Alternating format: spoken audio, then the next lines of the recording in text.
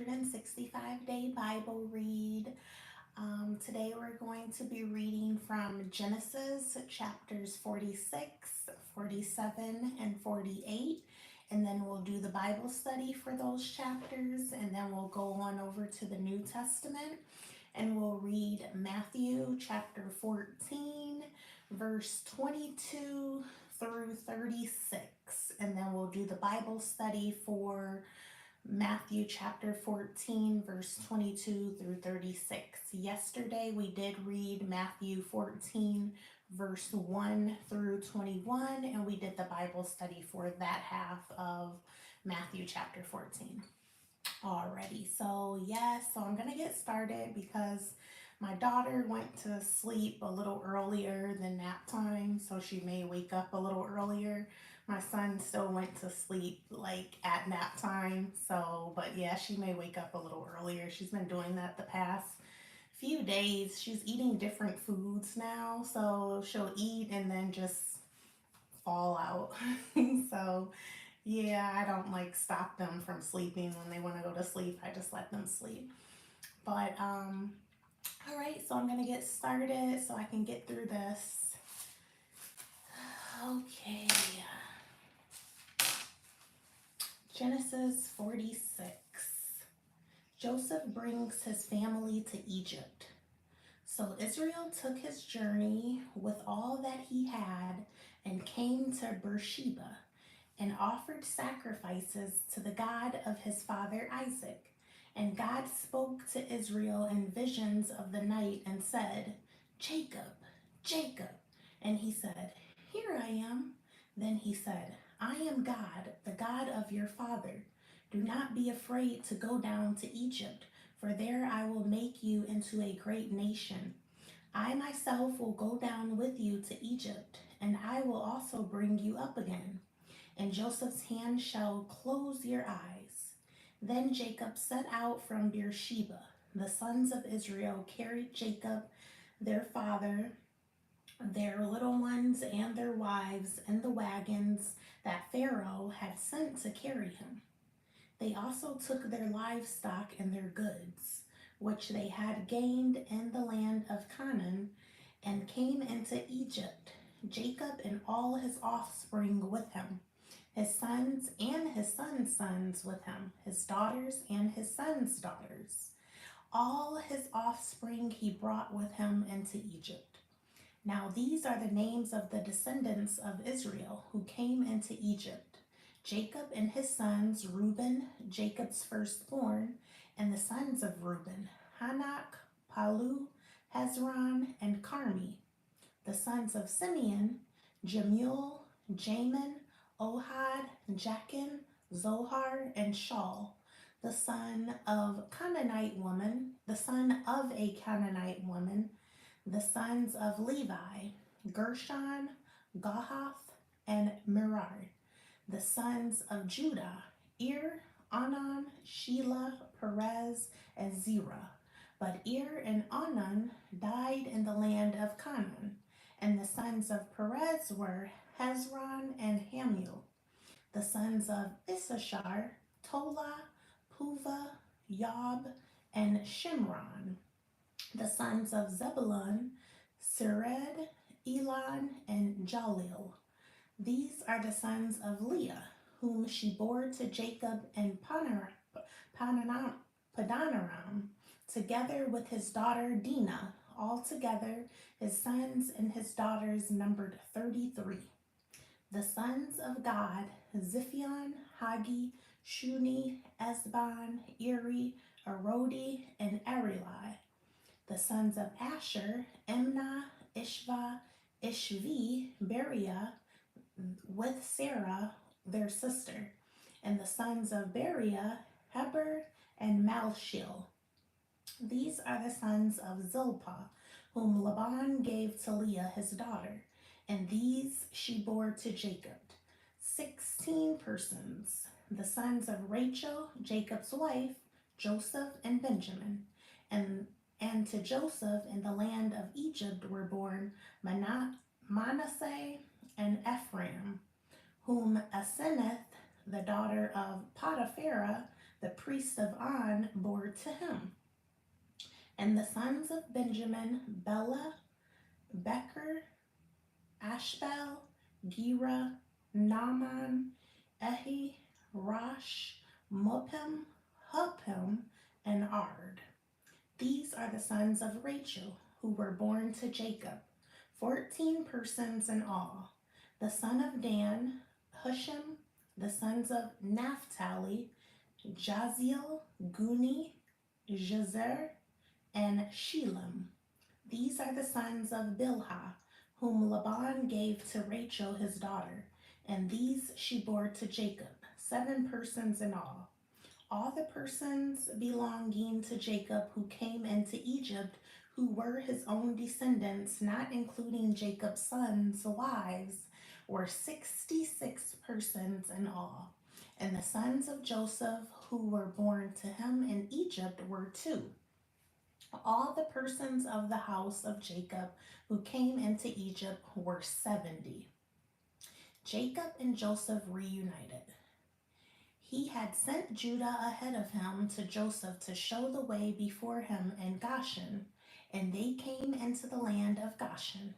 Then Joseph prepared his chariot and went up to meet Israel his father in Goshen.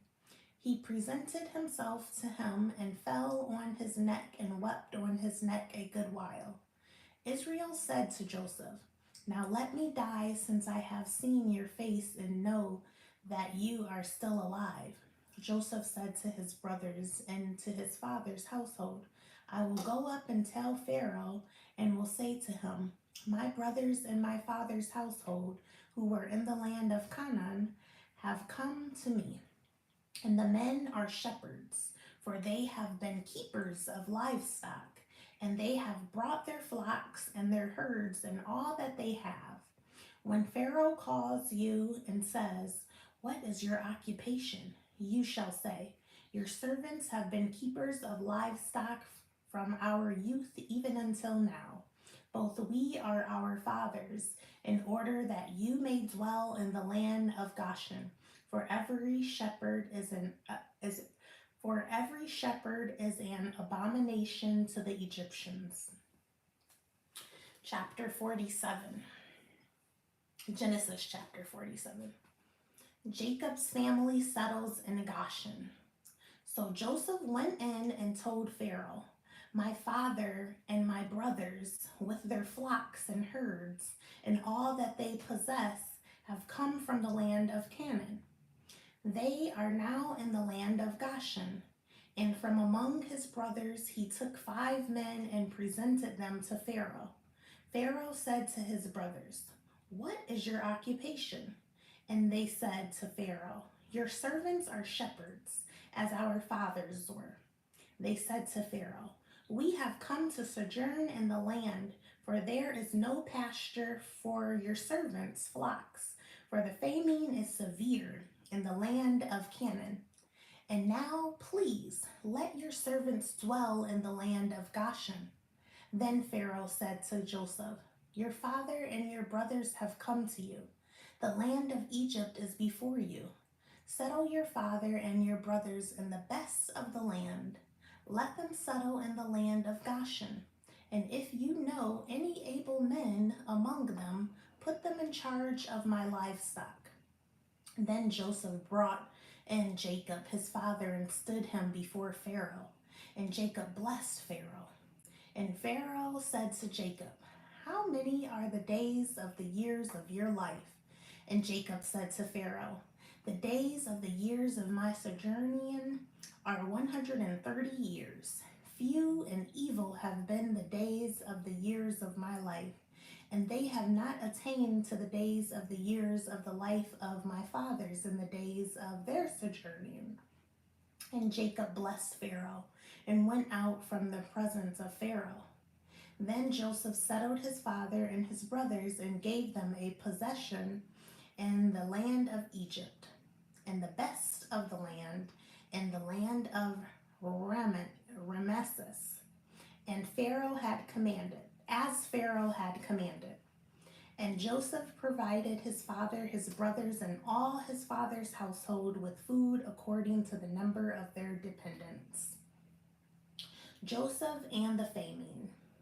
Now, there was no food in all the land, for the famine was very severe, so that the land of Egypt and the land of Canaan languished by reason of the famine. And Joseph gathered up all the money that was found in the land of Egypt and in the land of Canaan, in exchange for the grain that they bought. And Joseph brought the money into Pharaoh's house. And when the money was all spent in the land of Egypt and in the land of Canaan, all the Egyptians came to Joseph and said, "Give us food. Why should we die before your eyes? For our money is gone." And Joseph answered, "Give your livestock, and I will give you food in exchange for your livestock, if your money is gone." So they brought their livestock to Joseph, and Joseph gave them food in exchange for the horses, the flocks, the herds, and the donkeys. He supplied them with food in exchange for all their livestock that year. And when that year was ended, they came to him the following year and said to him, "We will not hide from my lord that our money is all spent. The herds of livestock are my lord's. There is nothing left in the sight of my lord but our bodies and our land. Why should we die before your eyes, both we and our land? Buy us and our land for food, and we with our land will be servants of Pharaoh. And give us seed that we may live and not die, and that the land may live and not die. And that the land may not be desolate." So Joseph bought all the land of Egypt for Pharaoh, for all the Egyptians sowed their fields because the famine was severe on them. The land became Pharaoh's. As for the people, he made servants of them from one end of Egypt to the other. Only the land of the priest he did not buy, for the priests had a fixed allowance from Pharaoh and lived on the allowance that Pharaoh gave them. Therefore, they did not sell their land. Then Joseph said to the people, "Behold, I have this day bought you and your land for Pharaoh. Now here is seed for you, and you shall sow the land. And at the harvest you shall give a fifth to Pharaoh, and 4/5 shall be your own, as seed for the field, and as food for yourselves and your households, and as food for your little ones." And they said, "You have saved our lives. May it please my lord. We will be servants to Pharaoh." So Joseph made it a statute concerning the land of Egypt, and it stands to this day, that Pharaoh should have the fifth. The land of the priests alone did not become Pharaoh's. Thus Israel settled in the land of Egypt, in the land of Goshen, and they gained possessions in it, and were fruitful and multiplied greatly. And Jacob lived in the land of Egypt 17 years. So the days of Jacob, the years of his life, were 147 years. And when the time drew near that Israel must die, he called his son Joseph and said to him, "If now I have found favor in your sight, put your hand under my thigh and promise to deal kindly and truly with me. Do not bury me in Egypt, but let me lie with my fathers. Carry me out of Egypt and bury me in their burying place."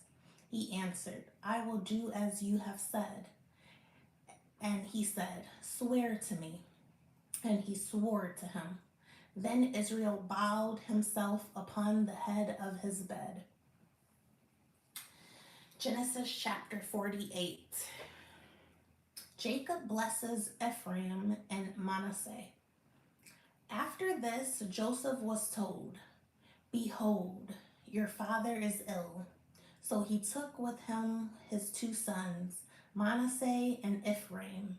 And it was told to Jacob, "Your son Joseph has come to you." Then Israel summoned his strength and sat up in bed.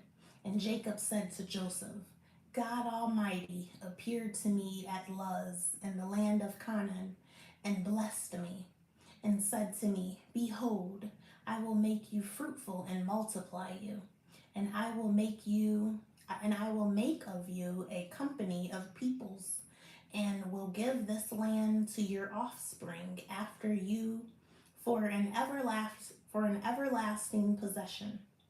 And now your two sons who were born to you in the land of Egypt before I came to you in Egypt are mine.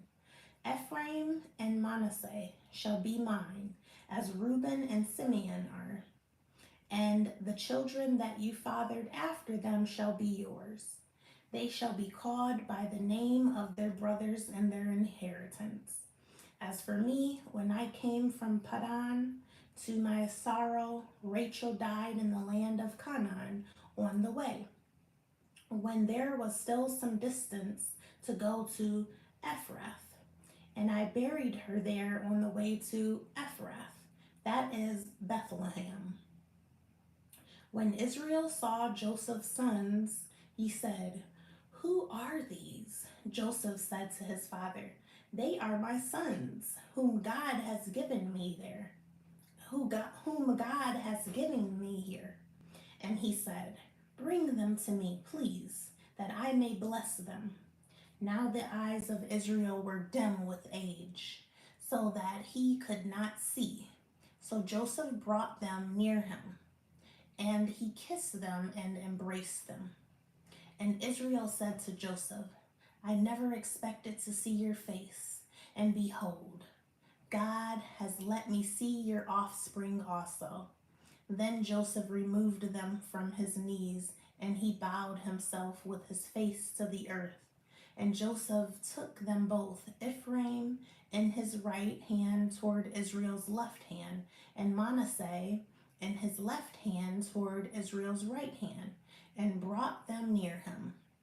And Israel stretched out his right hand and laid it on the head of Ephraim, who was the younger, and his left hand on the head of Manasseh, crossing his hands for Manasseh was the firstborn.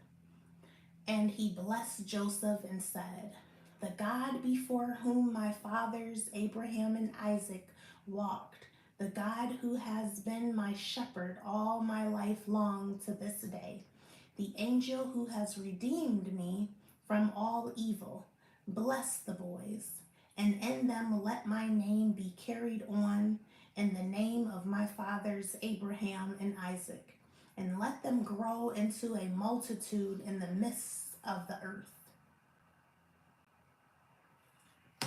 When Joseph saw that his father laid his right hand on the head of Ephraim, it displeased him, and he took his father's hand to move it from Ephraim's head to Manasseh's head. And Joseph said to his father, 'Not this way, my father, since this one is the firstborn, put your right hand on his head.' But his father refused and said, 'I know, my son, I know. He also shall become a people, and he also shall be great. Nevertheless, his younger brother shall be greater than he, and his offspring shall become a multitude of nations.' So he blessed them that day, saying, 'By you Israel will pronounce blessings, saying, God make you as Ephraim and as Manasseh.' Thus he put Ephraim before Manasseh. Then Israel said to Joseph, 'Behold, I am about to die, but God will be with you and will bring you again to the land of your fathers. Moreover, I have given to you rather than to your brothers one mountain slope that I took from the hand of the Amorites with my sword and with my bow.'" All right, So that was Genesis chapters 46, 47, and 48. We're now going to do the Bible study for those chapters.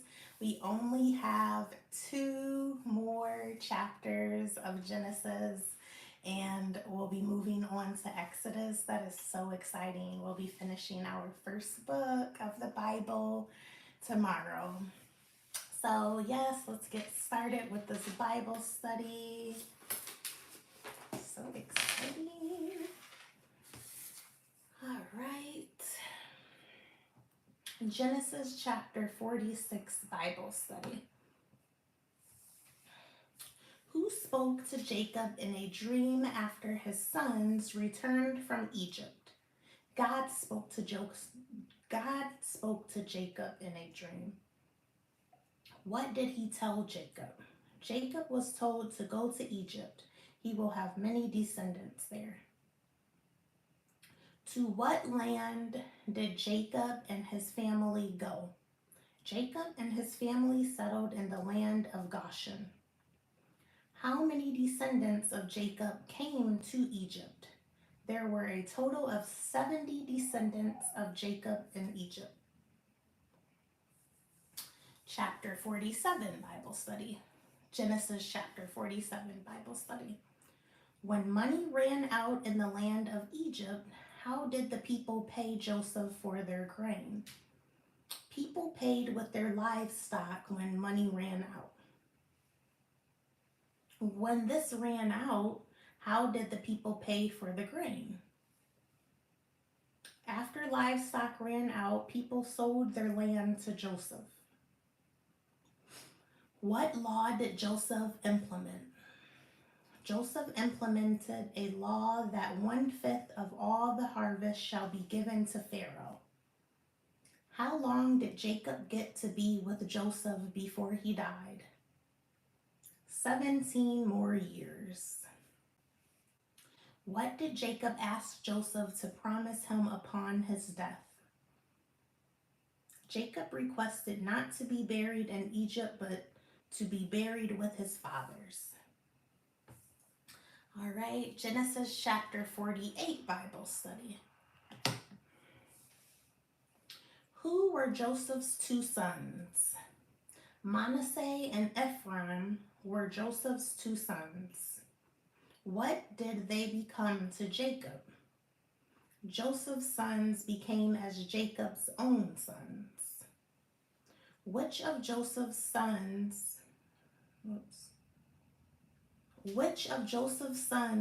did Jacob bless first?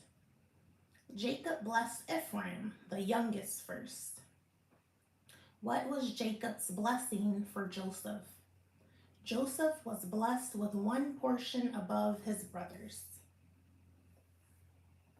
All right, so that was Genesis chapters 46, 47, and 48 Bible study.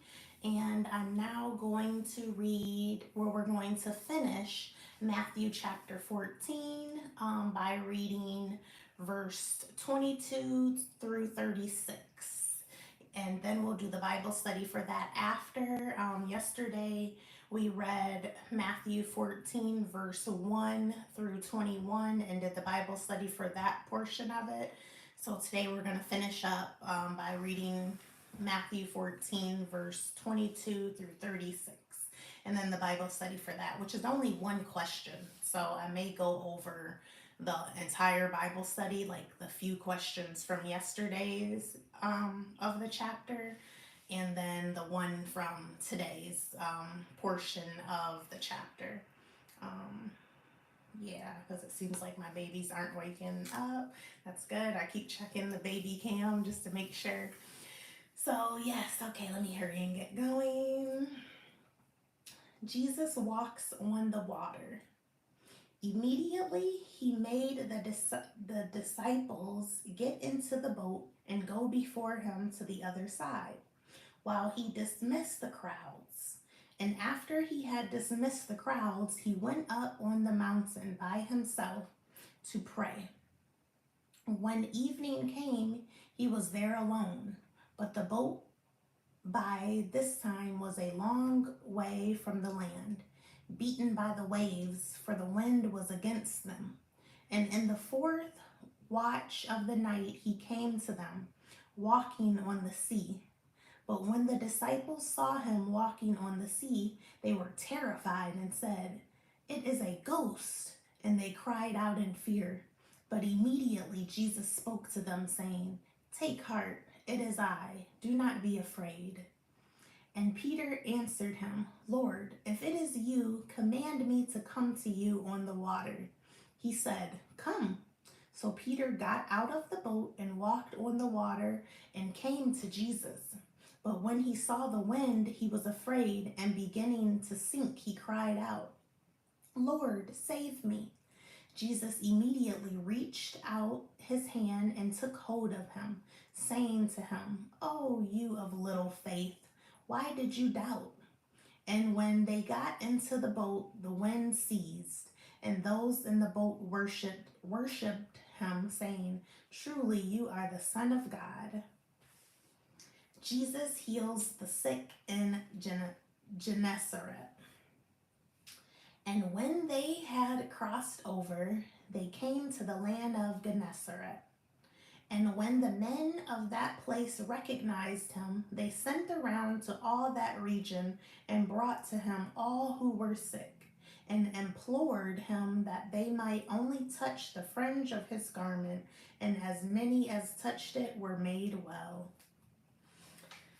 All right, so that was Matthew chapter 14. We finished today, and we're now going to do the Bible study for Matthew 14, verse 22 through 36 that we read today. And I may just go over the portion that we did of the Bible study yesterday for verse 1 through 21 of Matthew 14. Because today's Bible study for Matthew 14, of the verse that we read, is only one question. So I think I'll just go over the entire thing, which is only a few questions. It's really quick. All right, Matthew chapter 14, Bible study. Who asked for John the Baptist's head on a platter? The daughter of Herodias, Philip's former wife, now married to Herod, the brother of Philip, prompted by her mother's wishes. How many people did Jesus feed with 5 loaves of bread and 2 fish? With 5 loaves of bread and 2 fish, Jesus fed 5,000 men besides women and children. How much was left over? 12 baskets were left over. Who walked on water to meet Jesus? Peter walked on water to meet Jesus. Why did he fail? He had enough faith to begin, but not enough faith to keep going when he saw the circumstances around him. All right, so that was the Bible study for Matthew chapter 14. We are now done.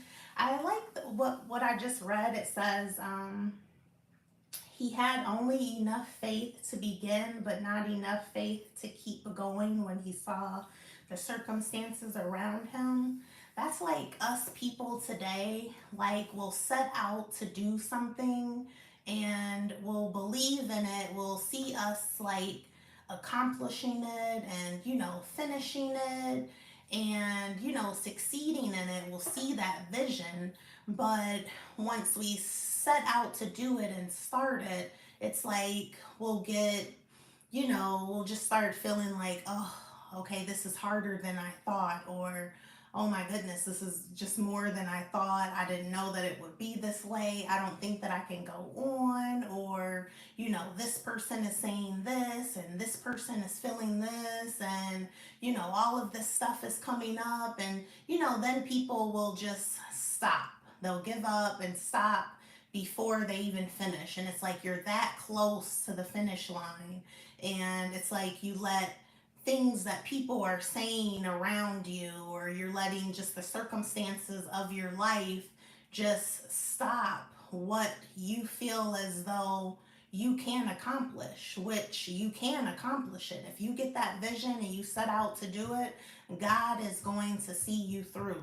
There is nothing that you cannot do, that there's nothing that you set out to do that you can't finish. So usually we're our own worst critic. We're like in our own way. So we start to do something and then it's like we stop just because we're in our own way. We're just letting, just the people around us and the circumstances around us just like stop us from doing what we set out to do. And it's like, don't do that. Don't let other people like get in your ear. Don't let the things around you get in your way. No matter what you're going through, no matter what you've been through, keep going.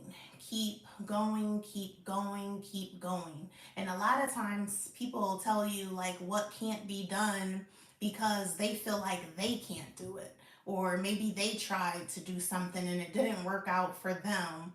Or they just don't see you being able to accomplish that or do that. Or they just don't, or they could just have they have a certain view of you in their head, and they think of you one way and that you're not. So it's like, don't let people put labels on you. Don't let people tell you who you are. So don't stop doing things that it is that you want to do because of what someone else is telling you that you cannot do. So don't get in your own way and don't allow others to get in your way and stop you from what it is that you set out to do. You can do anything. God will see you through. You can do all things. Yes, you can. So I'm here to say that. So just like Peter started walking on water, God was allowing him to walk on that water, and he lost his belief, he lost his faith. Don't be like Peter. So keep going, keep moving. When you set out to do it, God's going to see you to finish it. God's going to see you through. So whether you see it or not, whether you don't know how, or just don't worry about all that. Just keep going. Just keep looking forward, keep going, and don't let anybody's words or anything that's happening around you stop you from doing what it is that you want to do. So it's your life, and it's not anyone else's life. And how anyone else views you or what anyone else thinks that they can't do or think that you can't do, don't let them tell you what you can't do. So you keep going. You just keep going, and God's going to see you through. God loves you, and if you set out to do it, he's going to make sure that you can continue it. So don't be like Peter in the boat. So anyways, I love you. I love you. I love you. God loves you. And you are beautiful. You are worthy. You are valuable. You are enough. You matter, and you're a winner. You're a champion. You're a champ. We're champions of God. So I love you guys, and I'll see you guys tomorrow for day 21. And it's the last day that we'll be reading Genesis tomorrow. So that's so exciting too. Like, we're finishing the first book of the Bible. So I love you guys, and I'm excited for you on the journey that you're on. I'm excited for us. We're so amazing. So I love you, and I'll see you tomorrow.